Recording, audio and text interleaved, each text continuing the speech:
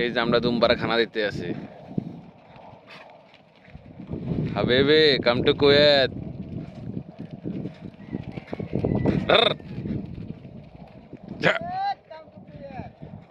যারা বৌদি ব্যবসা করে তাগরে কিছু বলেন। কই যারা বৌদি ব্যবসা যারা বৌদি ব্যবসা করে দেশে থাকি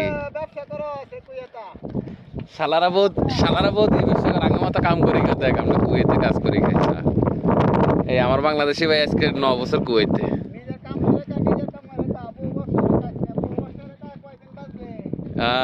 এটাই তো শালারা বৌদি ব্যবসা করি খাই রে ভাই।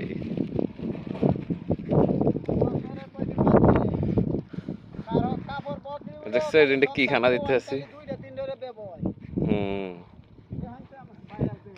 আর হেডের বউ থাকতো না।